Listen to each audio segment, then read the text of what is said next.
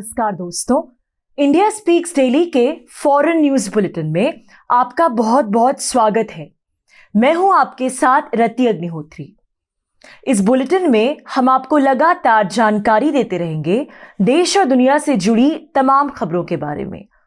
कि किस प्रकार से विश्व के भूराजनीतिक समीकरण तेजी से बदल रहे हैं और इन बदलते हुए समीकरणों के बीच भारत कितनी महत्वपूर्ण भूमिका निभा रहा है। तो शुरुआत करते हैं आज के बुलेटिन से। अमेरिका में डेमोक्रेट्स की नई सरकार बस कुछ ही दिनों में आने ही वाली है। 20 जनवरी को अमेरिका के नवनिर्वाचित राष्ट्रपति जो बाइडेन राष्ट्रपति पद की शपथ लेंगे और उनके साथ ही भारतीय मूल की कमला हैरिस अमेरिका की उपराष्ट्रपति बनेंगी, अमेरिका की उपराष्ट्रपति पद पर आसीन होंगी।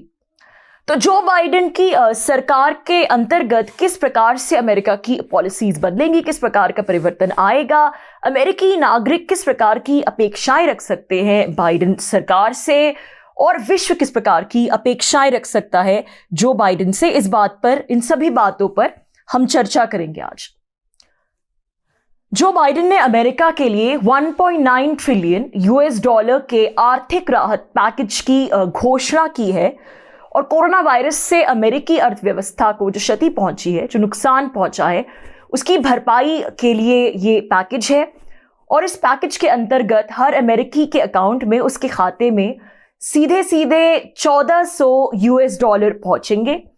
और इसके अलावा अमेरिका की जितनी भी स्टेट्स हैं, जितने भी वहाँ के राज्य हैं, वहाँ की लोकल गवर्नमेंट्स हैं और वहाँ के जो व्यवसाय हैं जिनको कोरोना वायरस की वजह से भारी नुकसान हुआ है, उन सभी की मदद के लिए, सहायता के लिए कुछ ना कुछ है इस आर्थिक पैकेज में। तो जहां तक इस आर्थिक पैकेज की बात है,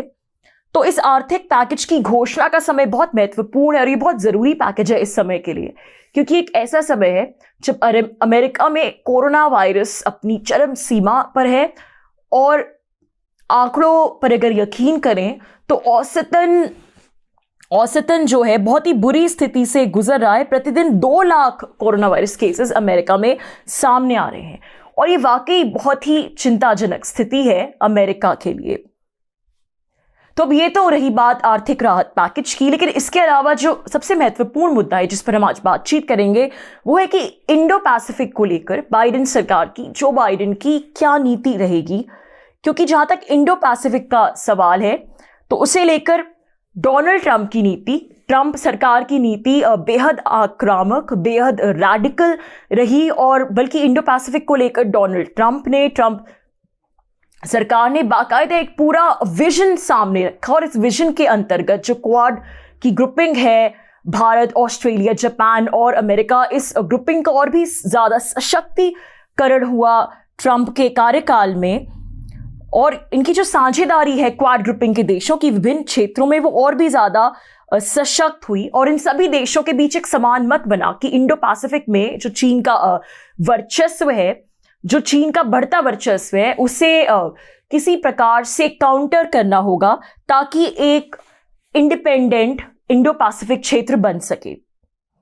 तो यूं तो जो बाइडेन की जो पॉलिसी है वो किताबी तौर पर डोनाल्ड ट्रंप की इंडो पैसिफिक नीति को ही आगे बढ़ाएगी, लेकिन जो सवाल उठता है वो ये है कि क्या वास्तविकता में जिस प्रकार की आक्रामकता और जिस प्रकार की डिसाइसिवनेस डोनाल्ड ट्रंप ने दिखाई थी, खासकर की ड्रैगन को लेकर, लाल देश को लेकर, उस प्रकार की रैडिकल पॉलिसी, उस प्रकार का रैडिकल एटीट्यूड क्या जो बाइडेन दिखा पाएंगे, ये एक सवाल है। बाइडेन ने अमेरिकी डिप्लोमैट कर्ट एम कैम्बल को इंडो पैसिफिक कोऑर्डिनेटर के रूप में नियुक्त किया है और ये पहली बार है कि अमेरिकी सरकार में ऐसी कोई पोजीशन निकाली जा रही है विशेष तौर पर एक इंडो पैसिफिक कोऑर्डिनेटर के लिए। इससे पहले अमेरिकी सरकार में, किसी भी अमेरिकी सरकार में इंडो पैसिफिक कोऑर्डिनेटर की कोई पोजीशन नहीं रही है अलग से। तो ये कम से कम इस बात का द्योतक है कि जो बाइडेन की सरकार है वो फिलहाल तो इंडो पैसिफिक पॉलिसी को लेकर गंभीर नजर आ रही है और ट्रंप की इंडो पैसिफिक पॉलिसी को ही आगे बढ़ाएगी संभवतः और कम से कम इस क्षेत्र को नजरअंदाज नहीं करेगी। लेकिन जिस दिन इस पोस्ट की घोषणा हुई, इसके एक दिन पहले ही ट्रंप सरकार ने एक बेहद संवेदनशील राष्ट्रीय सुरक्षा से जुड़े डॉक्यूमेंट को डीक्लासिफाई किया।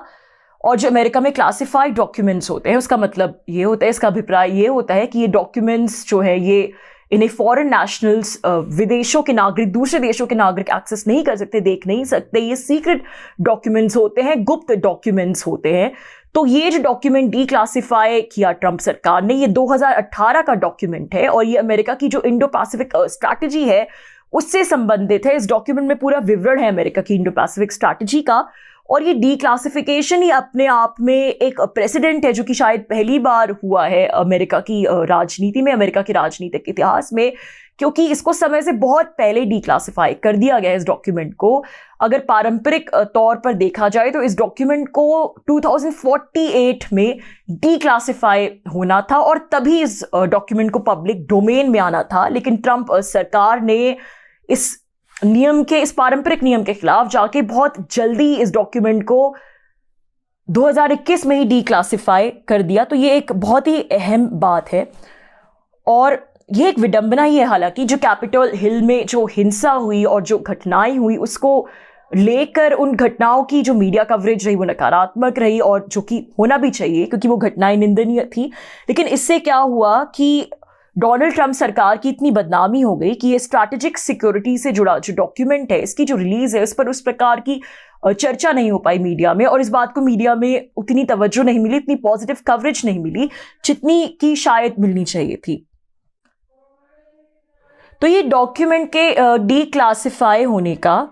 जो समय है, इससे एक प्रकार का दबाव जरूर बना जो बाइडेन की सरकार पर कि वो भी इंडो पैसिफिक नीति को लेकर, इंडो पैसिफिक पॉलिसी को लेकर जो डेमोक्रेट्स हैं वो भी ट्रंप की ही नीति को आगे बढ़ाएं और स्ट्रैटेजिक एरिया को पॉलिसी लेवल पर बिल्कुल भी नजरअंदाज न करें। अब इस डीक्लासिफाइड डॉक्यूमेंट से जो एक और महत्वपूर्ण बात लोगों के सामने आई है वो है भारत और अमेरिका के द्विपक्षीय संबंधों को लेकर। इस डॉक्यूमेंट में यह भी रेखांकित है बहुत ही स्पष्ट तौर पर कि जो अमेरिका की इंडो पैसिफिक स्ट्रैटेजी है उसकी परिकल्पना भारत के बगैर, भारत के बिना बेमानी है। भारत इस इंडो पैसिफिक स्ट्रैटेजी का, इस विजन का एक महत्वपूर्ण हिस्सा है, और नहीं सिर्फ महत्वपूर्ण हिस्सा है बल्कि अमेरिका जो है वो भारत को एक तरह से इस प्रकार से इमेजिन कर रहा है कि भारत एक उभरती महाशक्ति है जो कि चीन के वर्चस्व को, लाल देश के वर्चस्व को काउंटर करने में इंडो पैसिफिक स्ट्रैटेजी का एक बहुत ही महत्वपूर्ण हिस्सा है, बहुत ही महत्वपूर्ण स्तंभ है। और इसके लिए डॉक्यूमेंट में अमेरिका के लिए सुझाव है कि उसे भारत की विभिन्न क्षेत्रों में हर संभव मदद करनी चाहिए, खासकर कि उन क्षेत्रों में जहां लाल देश के भारत के साथ मतभेद हैं, तो चाहे वो मिलिट्री चैनल्स के माध्यम से हो, डिप्लोमेटिक चैनल्स के माध्यम से, इंटेलिजेंस सर्विस के माध्यम से। डॉक्यूमेंट में पूरा इस बात का ब्लूप्रिंट है कि किस प्रकार अमेरिका को भारत को आगे बढ़ाना चाहिए और उसकी हर क्षेत्र में संभव मदद करनी चाहिए। तो ये बहुत महत्वपूर्ण बात है कि क्योंकि इससे ये स्पष्ट हो जाता है कि जो ट्रंप गवर्नमेंट की, ट्रंप सरकार की इंडो पैसिफिक नीति है उसका भारत एक बहुत ही महत्वपूर्ण स्तंभ रहा है। और इस डॉक्यूमेंट में चीन की हर योजना को काटने के लिए एक प्रकार का ब्लूप्रिंट हो, चाहे वो वन बेल्ट वन परियोजना है, तो फिर इस डॉक्यूमेंट में इस प्रकार की बातें हैं कि कैसे क्वाड फ्रेमवर्क के अंतर्गत चारों देशों को मिलकर भारत, जापान, ऑस्ट्रेलिया और अमेरिका को रीजनल कनेक्टिविटी बूस्ट करनी चाहिए, रीजनल इंफ्रास्ट्रक्चर पे काम करना चाहिए ताकि इस परियोजना को काटा जा सके और इस क्षेत्र में लाल देश के वर्चस्व को ललकारा जा सके, या फिर चीन की कोई और परियोजना हो। तो इन सब बातों का पूरा ब्लूप्रिंट है इस डॉक्यूमेंट में कि किस प्रकार से एक इंडिपेंडेंट, एक स्वतंत्र इंडो पैसिफिक क्षेत्र में काम किया जाए, जहां पर किसी भी एक देश का, किसी भी महाशक्ति का वर्चस्व ना हो, जो किसी भी एक महाशक्ति के अधीन होकर ना रह जाए। तो अब देखना यह है कि जो बाइडेन की जो सरकार है वो ट्रंप सरकार के इस इंडो पैसिफिक विजन को कितना आगे बढ़ा पाएगी। एक ऐसा विजन भारत जिसका एक बेहद महत्वपूर्ण स्तंभ रहा है। तो दोस्तों आज के लिए बस इतना ही। बहुत जल्द आपसे फिर मुलाकात होगी कुछ नई खबरों के साथ। धन्यवाद।